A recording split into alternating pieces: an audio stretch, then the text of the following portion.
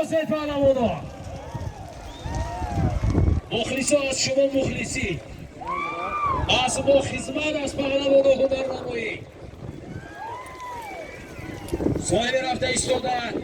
3 تکر رفت 3 سرپوز 300 دلاری 300 دلار 3 تا گیلمی 500 دلاره توزه جواب پهلوانو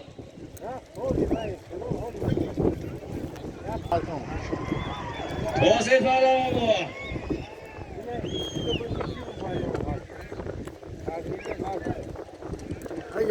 یکی دیگه شما یک پهلوانو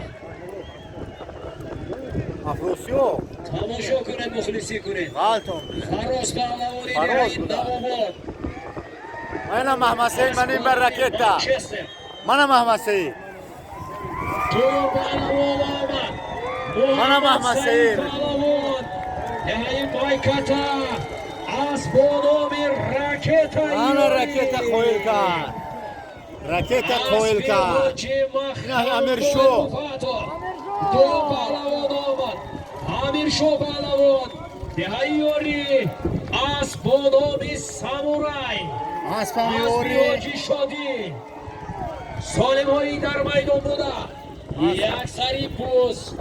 یک تاگی 100 دلار یک تاگی گیلم هایی 500 دلار بود یک محمد سعید پهلوان نهایی مایکتا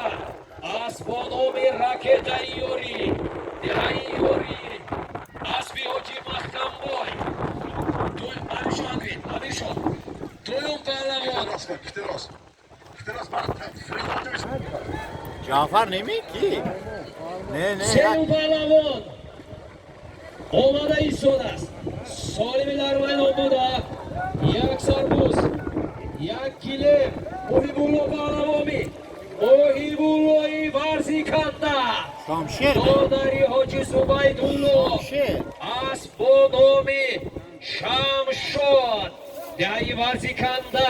سالم یک سربوز